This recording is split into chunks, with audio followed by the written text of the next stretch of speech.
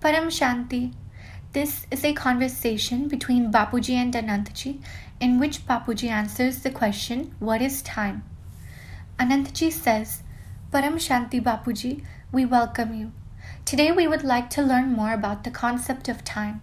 How do we understand what time is and whether it exists in reality?" Bapuji replies, "In reality, time does exist, and the concept of time is real. Earth has always had the concept of day and night, which reflects the passing of time. So how was time created? The solar system has the concept of time, and Brahmapuri also has the concept of time. The 7 planes above Earth, called Bhulok, Bhuvarlok, Swarglok, Mahalok, Janlok, Taplok, Brahmapuri, Vishnupuri, Shivpuri, and Paramdham, also known as the supreme abode of this solar system, each have their own measures of time." Anantji says, "Bapuji, what is time? Is it a demigod or Yamdev, the god of death, or is it someone or something else?" Bapuji replies, "Time is not a demigod. In the past, there were fire, water, and air demigods. They were masters of the elements and ruled the earth. People conducted rituals to receive blessings from them, like through fire rituals called havans, which would give the demigods power. Therefore, unlike these elements, time is not mastered by a demigod. The solar system functions automatically without being bound by time. Creation is done through Brahma, maintenance through Vishnu, and destruction through Shankar. Time is fixed for humans on earth according to their own karma, whether they live 50, 60, or 100 years.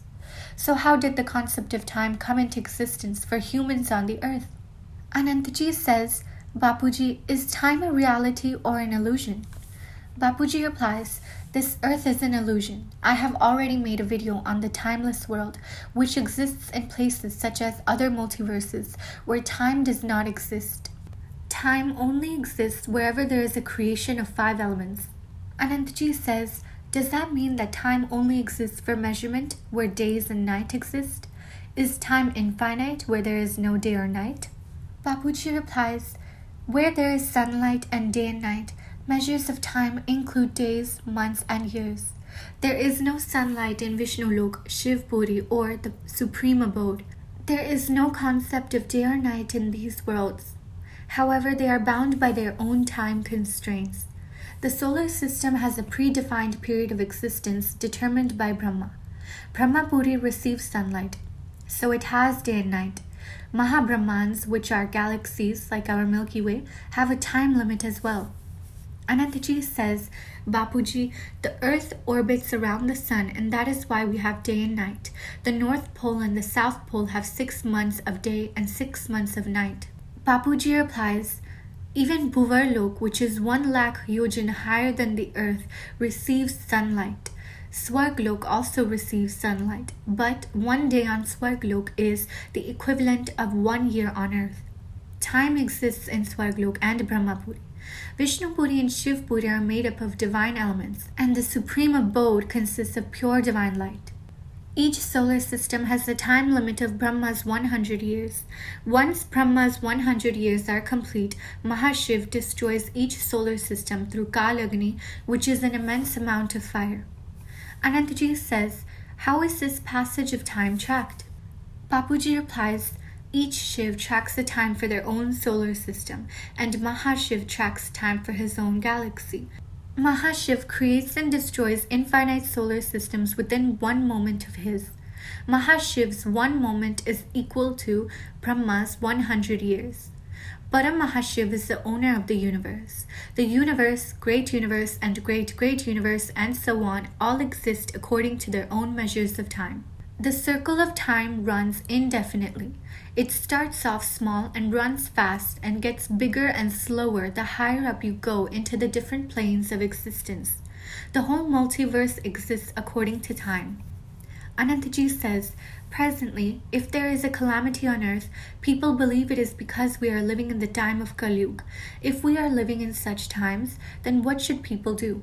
In reality, is time changing the circumstances in which people live, or do people change the times we are living in?"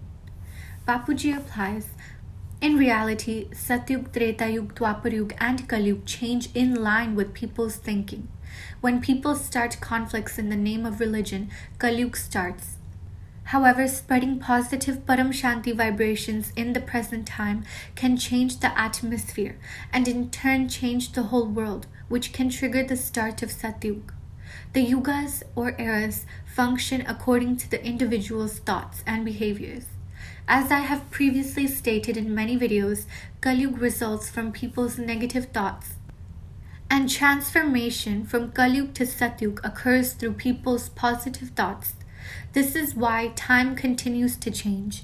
There are other worlds out there that consist of pure divine elements, and destruction never occurs in those worlds. These are the indestructible, timeless, immortal worlds.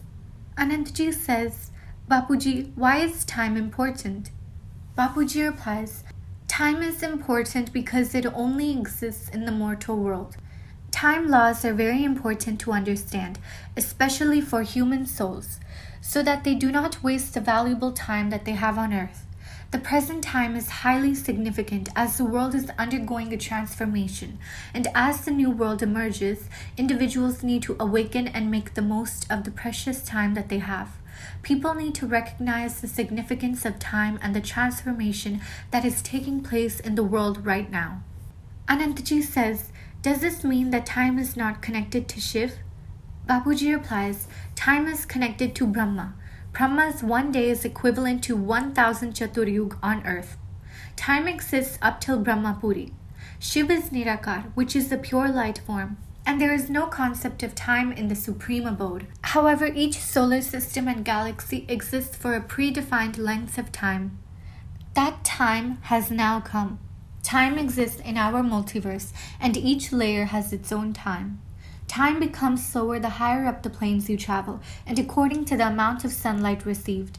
Anantji says, Bapuji, there are many examples in the Shastras that suggest that time will stop during the destruction of the world. Is this true? Bapuji replies, it is impossible to stop time on earth, but the whole world can transform time. As we discussed, the transformation of time from Kalyug to Satyug can occur if the elements can be transformed into divine elements. Then everything can change. The mortal world can be transformed into an immortal world, and the 5 classical elements that make up the mortal world, air, fire, ether, water, and earth, can be transformed into the 3 divine elements of air, fire, and ether. Souls have the power to make this transformation happen.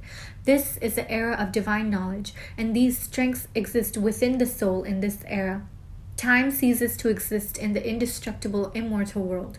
Only the mortal world is bound by time, so time can be transformed. Anantji says, does this mean that individuals have the ability to change their future according to their own karma? Bapuji replies, if an individual becomes soul conscious, its soul will become powerful enough for astral travel. And once in the higher dimensions, it will not be bound by time. The soul will then exist beyond the confines of time. A soul is able to travel to other solar systems, galaxies, universes, and beyond once it is free from its karmic bondages. This is discussed in our video, The Journey of the Soul. Becoming soul conscious will enable astral travel and free the soul from the confines of time on earth.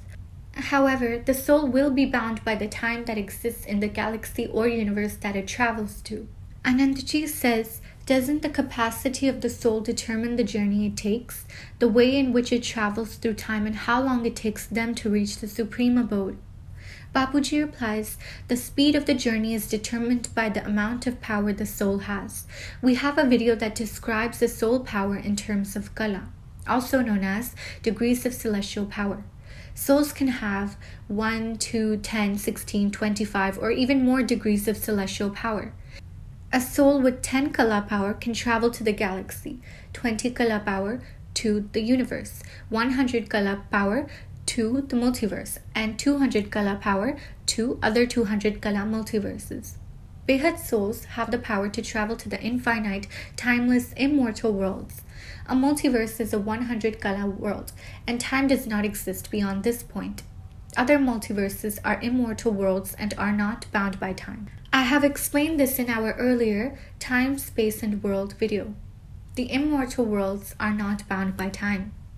Anantji says, Bapuji, you have explained the concept of time in so much depth. It is now up to the individual to decide how they would like to utilize their own time. Bapuji replies, even today, an individual has the ability to transform their present time into an infinite world's time. Through attainment of divine knowledge and connection with the Almighty Authority, an individual can become so conscious and increase its soul power to transcend the confines of time. An enlightened soul that has transformed itself through penance can then achieve world transformation by changing the mortal world elements into immortal world divine elements. Some people believe that a soul can become Shiv by chanting Shivoham Shivoham or Aham Brahmasmi, which means I am Brahm or I am Shiv. And for the Behad souls of the infinite world, the Almighty Authority is their great-great-grandfather. If they know him, believe in him, and connect with him through yoga, their souls will transform into powerful immortal souls, and then they will have the ability to travel to the highest supreme abode. A soul will receive the power of whoever it remembers, and it will ultimately connect to become one with it. Anantji says, thank you so much, Bapuji, for explaining the concept of time to us in such a wonderful way. This video is also available in Hindi.